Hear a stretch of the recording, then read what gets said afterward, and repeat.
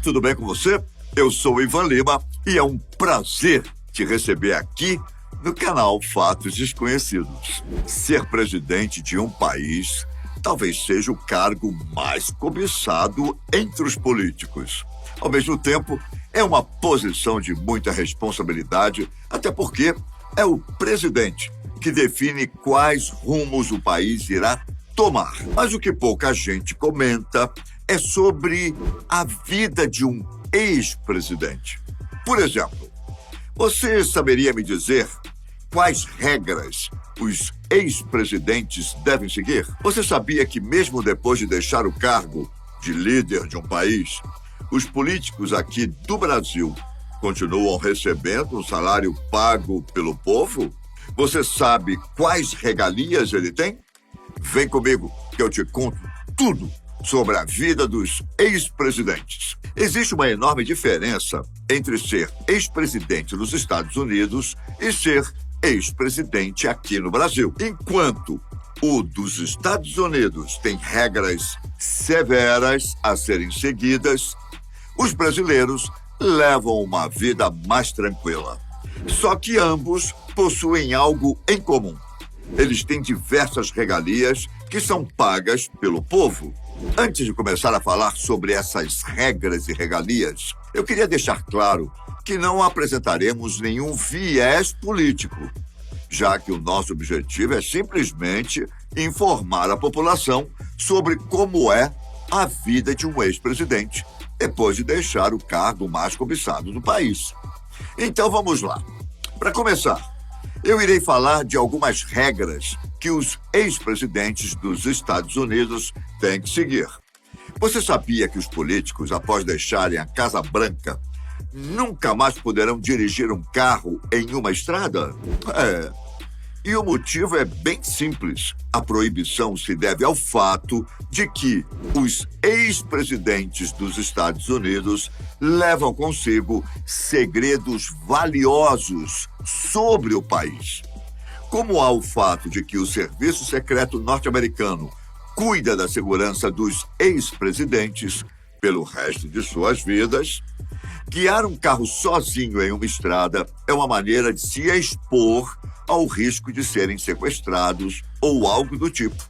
Os políticos só têm permissão para dirigir dentro da sua propriedade privada, longe de qualquer motorista imprudente ou de pessoas que desejam machucá-lo. Por regra, os ex-presidentes têm que ser conduzidos por agentes do Serviço Secreto treinados.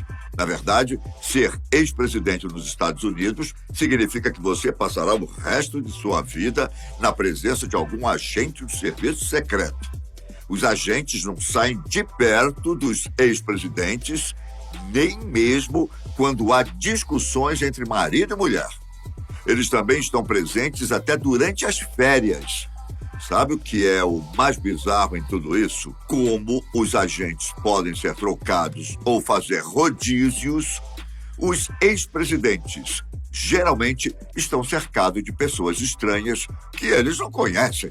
A privacidade é tão invadida pelos agentes do serviço secreto que nem mesmo as correspondências escapam. Tudo é rastreado externamente e analisado por uma equipe de segurança treinada para lidar com explosivos, produtos químicos perigosos e coisas dessa natureza. Cada correspondência é meticulosamente examinada em busca de possíveis ameaças ao ex-presidente.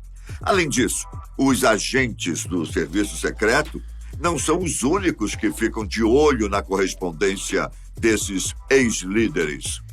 O Serviço Postal dos Estados Unidos também entra em ação, pois monitora quaisquer pacotes suspeitos enviados pelo correio. Ou seja, até aqui, a vida de um ex-presidente parece mais uma prisão, não é não? Eles não podem dirigir, não podem sair por aí sozinhos e muito menos abrir sua própria correspondência. Mas não se enganem em pensar que as regras se limitam a isso. Também é uma espécie de censura entre os ex-presidentes. Embora não seja uma regra, mas sim uma tradição, existe o consenso de que um ex-líder da presidência não deve falar mal de nenhum outro presidente. Basicamente, espera-se que os políticos aposentados fiquem de fora dos assuntos do atual presidente e também evitem dizer qualquer coisa desagradável sobre outros ex-presidentes. Como eu disse, isso não é uma regra, mas sim uma tradição. Por isso, já houve casos de ex-presidentes criticando os atuais, como aconteceu em 2018, quando Barack Obama criticou fortemente Donald Trump. Provavelmente esse costume vai desaparecer nos próximos anos, porém, até então, há uma espécie de consenso de que ex-presidentes não devem criticar os políticos que ainda estão cumprindo o mandato. Além dessas, existem outras regras a serem seguidas. Os ex-presidentes não podem, de modo algum, compartilhar qualquer segredo de Estado, pois isso é crime, podendo ser acusado de alta traição. Eles também recebem um salário anual de cerca de $400 mil. Após deixar o cargo, o ex-presidente continua a receber um salário financiado pelos contribuintes.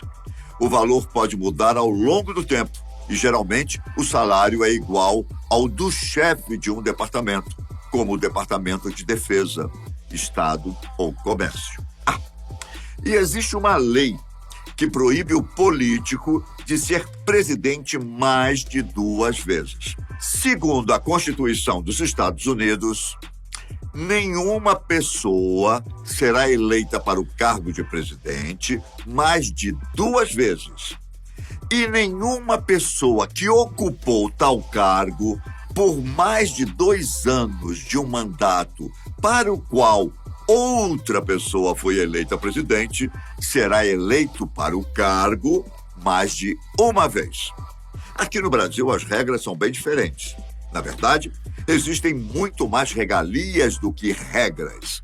Para começar, diferente do que acontece nos Estados Unidos, um ex-presidente pode se candidatar à presidência mais 1 vez. Vamos usar como exemplo o ex-presidente Lula, que é candidato para as próximas eleições. Lula foi presidente do dia 1º de janeiro de 2003 a 1º de janeiro de 2011. Em teoria, ele não poderia se candidatar a um 3º mandato seguido, uma vez que apenas uma segunda reeleição seguida é permitida pela Constituição Federal. De forma resumida, a regra que se aplica aos ex-presidentes brasileiros é a seguinte: o político pode ter mais de 2 mandatos desde que não sejam 3 mandatos consecutivos. No caso de Lula, ele pode se candidatar porque houve um intervalo entre o seu último mandato, que terminou em 2011, para as eleições atuais.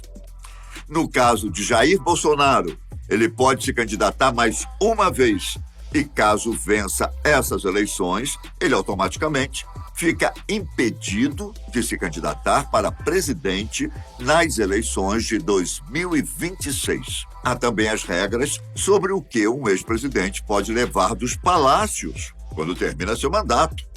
A lei assinada em 1991 pelo então presidente Fernando Collor e um decreto de 2002 do governo de Fernando Henrique Cardoso falam sobre a preservação, organização e a proteção dos acertos dos ex-presidentes. Segundo as regras, eles podem levar seus objetos e documentos, incluindo presentes que ganhou durante o mandato. Porém, há algumas exceções. Documentos feitos durante a gestão, como os que envolvem leis, não podem ser levados, assim como objetos recebidos em cerimônias de troca de presentes com chefes de Estado e de governo. O mesmo acontece com documentos produzidos nesses encontros. Basicamente, os ex-presidentes podem levar presentes dados por cidadãos comuns, empresas e entidades. Já os que são dados por outros países, esses ficam com a União e podem ficar no Palácio do Planalto ou serem enviados para o Arquivo Nacional e para o Museu da República no Rio de Janeiro. O curioso é que, ao fim da gestão, cabe à presidência providenciar e pagar a mudança do ex-presidente. É importante também destacar que, após o ex-mandatário deixar o cargo, ele passa a ser o responsável pelo acervo do seu governo e a ter a obrigação de preservá-lo. Apesar de ser particular, o acervo de um ex-presidente é declarado de interesse público e componente do patrimônio cultural brasileiro. Quanto aos benefícios dos ex-presidentes brasileiros, esse assunto deixa muita gente indignada. Quando o político deixa o cargo, ele passa a ter direito de ter o auxílio de 4 servidores para a sua segurança, assim como 2 veículos oficiais com 2 motoristas. Somando os salários desses servidores, chegamos a um total de quase R$30 mil. É mais ou menos a mesma coisa que acontece nos Estados Unidos, em que a segurança do ex-presidente é feita pelo serviço secreto. A diferença é que no país norte-americano essa segurança é obrigatória, enquanto no Brasil um ex-presidente tem apenas o direito de ter acesso a esse serviço. Os ex-presidentes também têm direito a assessores pessoais, que custam aos cofres públicos quase R$12 mil por mês. Cada um dos ex-líderes da presidência pode ter até 8 funcionários custeados pelo dinheiro público. Isso sem falar que cada um deles também tem direito, de forma vitalícia, a receber R$12 mil por mês. O Brasil tem 6 ex-presidentes que usufruem dessas regalias e seguem as regras que são José Sarney, Fernando Collor de Mello, Fernando Henrique Cardoso, Luiz Inácio Lula da Silva, Dilma Rousseff e Michel Temer.